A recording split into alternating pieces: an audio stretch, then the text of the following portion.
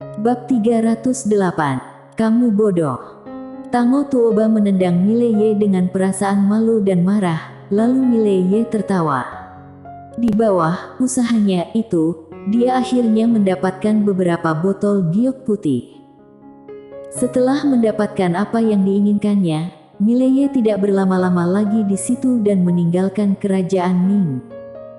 Seharusnya perkumpulan pelindung dunia sudah mengetahui kepulangannya ke Qingzhou. Jika mereka tahu dirinya tinggal di kerajaan Ming sekarang, itu akan merugikan kerajaan Ming. Setelah Mileye pergi, Agnes Chi tiba-tiba muncul di aula. Melihat Agnes Chi, Tango Tuoba seperti teringat pada sesuatu dan wajahnya tiba-tiba memerah. Agnes Chi melirik Tango Tuoba. Sedikit terkejut, Alam Arhon.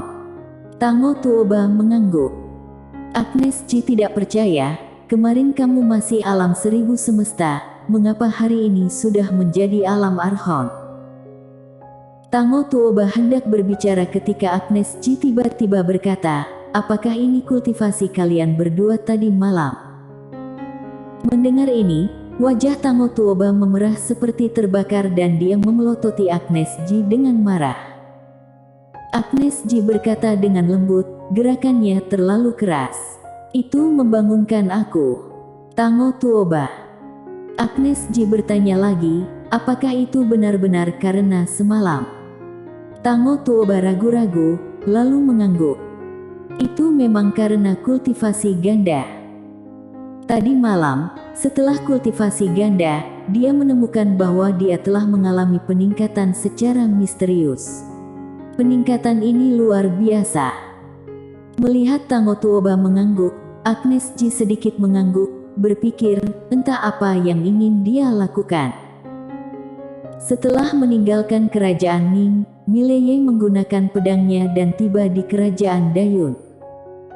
Di dalam istana kerajaan Dayun, Mileye melihat Wina Lian dan pada saat ini, lengan Wina Lian telah pulih. Melihat Mileye, Wina Lian tersenyum kecil, lama tidak bertemu. Mileye tersenyum dan berkata, tidak terlalu lama juga. Wina Lian melirik Mileye, temani aku berjalan.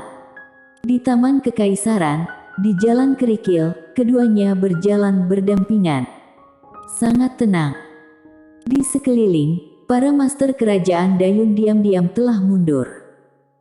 Setelah beberapa saat, Wina Lian tiba-tiba berkata, Qingzhou ini sudah tidak bisa dipertahankan, bukan?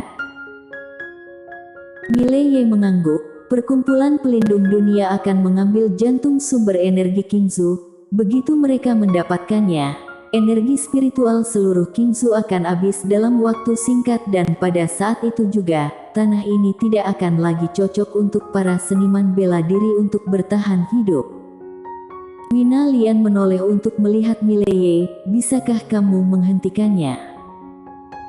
Mileye tersenyum pahit, sulit untuk mengatakannya, namun entah apapun yang terjadi, aku akan berusaha sebaik mungkin untuk tidak membiarkan jantung sumber energi Qingzhou jatuh ke tangan perkumpulan pelindung dunia.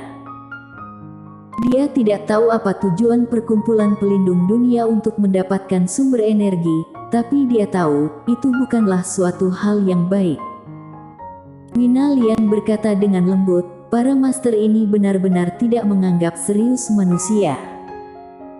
Mileye hendak mengatakan sesuatu ketika tiba-tiba, dia bertanya dengan heran, Alam Arhon. Wina Lian tersenyum kecil, baru tiba tidak lama. Sekarang, bahkan jika aku bertemu Alam Arhon sejati, aku tetap bisa membunuhnya. Mileye menghela napas dengan suara rendah. Orang lain mengatakan bahwa dia adalah seorang siluman, tapi faktanya, siluman yang sebenarnya di Qingzhou adalah Ladia dan Wina Lian. Terutama Wina Lian, yang sangat diremehkan. Setelah beberapa saat, Wina Lian tiba-tiba berhenti. Dia berjongkok dan ada barisan semut yang merangkak perlahan di tanah. Wina Lian berkata dengan lembut, di mata para kultivator berpangkat tinggi di perkumpulan pelindung dunia, kita seperti semut ini. Setelah mengatakan itu, dia menatap Mileye. Kali ini, aku akan mengkhususkan diri dalam seni bela diri dan tujuannya adalah alam tiada batas untuk sementara ini. Mileye tersenyum dan berkata, ayo berjuang bersama-sama. Mina Lian tersenyum kecil, ayo. 2 jam kemudian, Mileye meninggalkan kerajaan Dayun dan datang ke sebuah kota kecil. Di kota, dia berjalan ke sebuah kedai. Di dalam kedai, seorang orang tua yang sedang duduk dengan pedang panjang. Mileye berjalan ke belakang orang tua itu dan membungkuk sedikit, hormat paman seperguruan.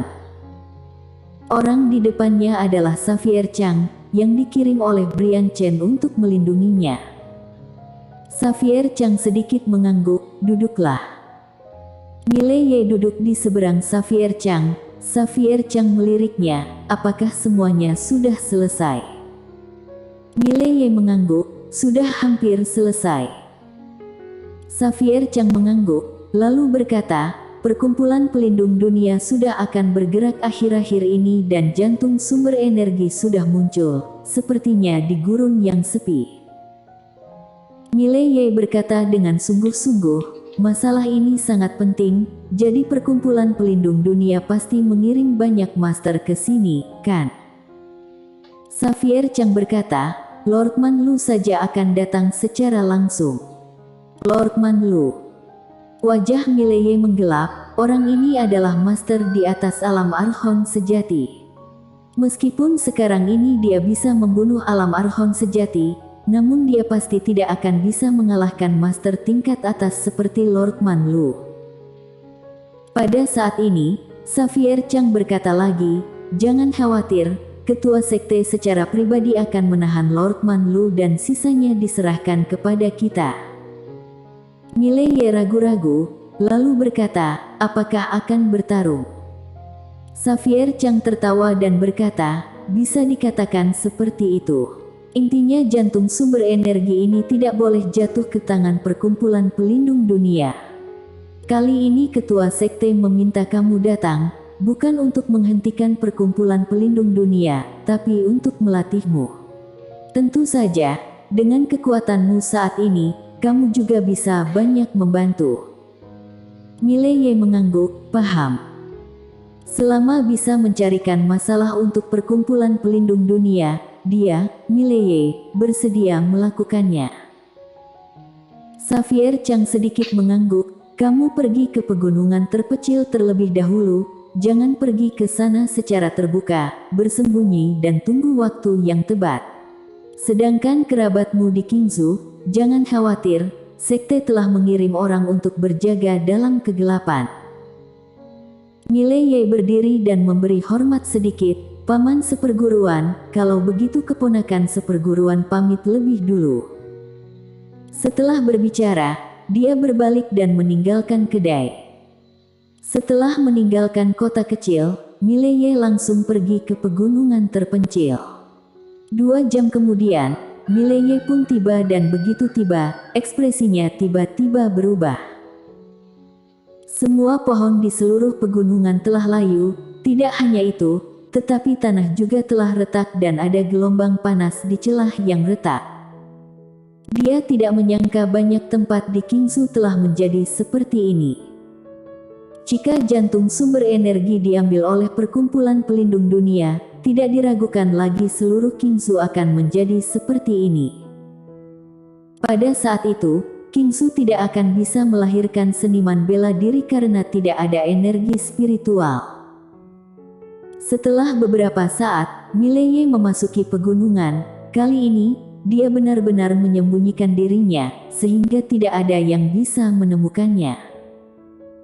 Tidak lama setelah Mileye pergi, dia berhenti dan berkata, Dewa Agung Erlu, bisakah kamu merasakan jantung sumber energi?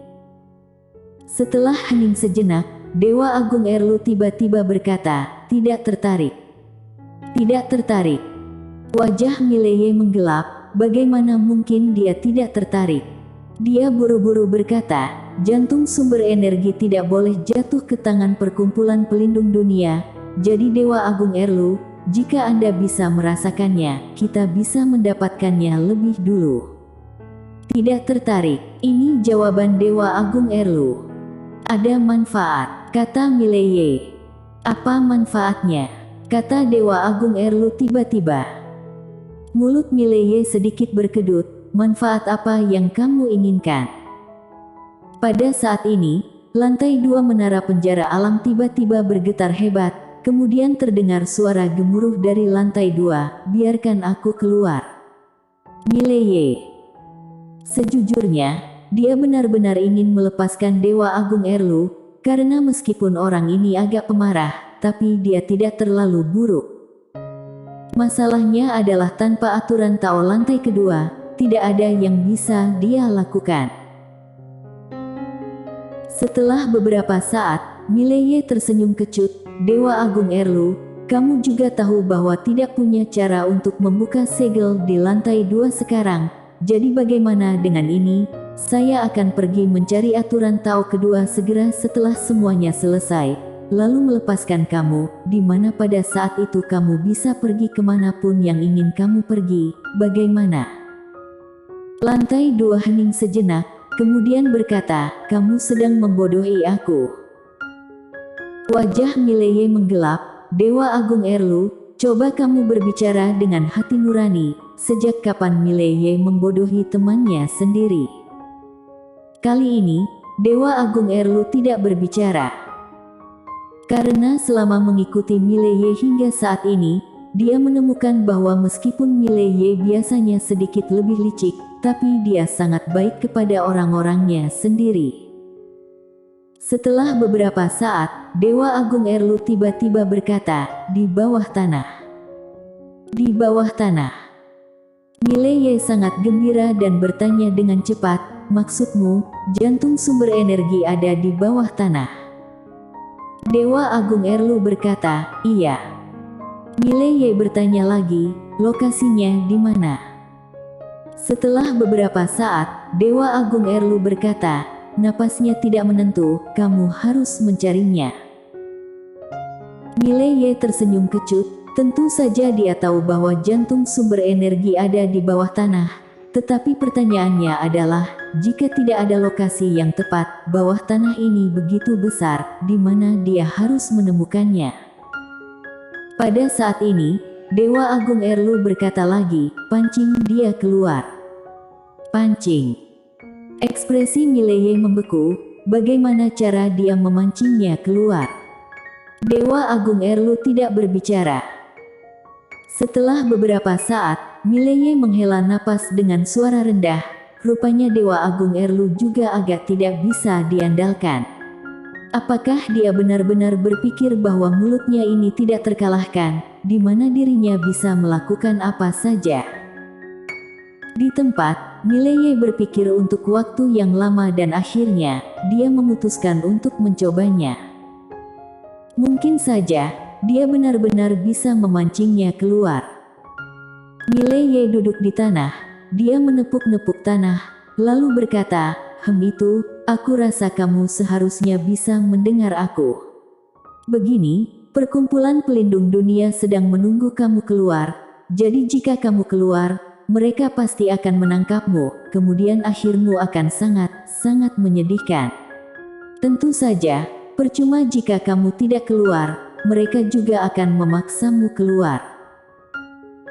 Berbicara tentang ini, dia berhenti sejenak, lalu berkata, jika kamu percaya padaku, keluar dan ikuti aku, jangan khawatir, aku tidak akan pernah menyakitimu dan tidak akan membiarkan perkumpulan pelindung dunia menyakitimu. Setelah berbicara, Mileye menunggu dengan tenang. Namun, tidak ada yang terjadi. Pada saat ini, Dewa Agung Erlu tiba-tiba berkata, kamu bodoh. Mileye. Dewa Agung Erlu tiba-tiba berkata dengan marah, beritahu dia ada keuntungan, apakah kamu paham? Keuntungan. Mileye tiba-tiba tersadarkan, benar juga, jika tidak ada keuntungan, bagaimana mungkin dia akan mengikutinya? Memikirkan hal ini, Mileye buru-buru berkata lagi, jika kamu mengikuti aku, kamu tidak hanya dapat menjaga dirimu tetap aman, tetapi selain itu, kamu juga dapat melakukan apapun yang kamu inginkan. Setelah berbicara, Mileye menunggu. Namun, masih tidak ada terjadi. Mileye berkata dengan suara rendah, "Dewa Agung Erlu, lihat, metodemu tidak berguna." Pada saat ini, monster ilusi tiba-tiba muncul di depan Mileye. Itu adalah Dewa Agung Erlu, tapi bukan tubuh utamanya. Dewa Agung Erlu menatap Mileye dengan dingin dan saat berikutnya, dia membanting cakarnya ke tanah. "Kamu keluar, tidak?"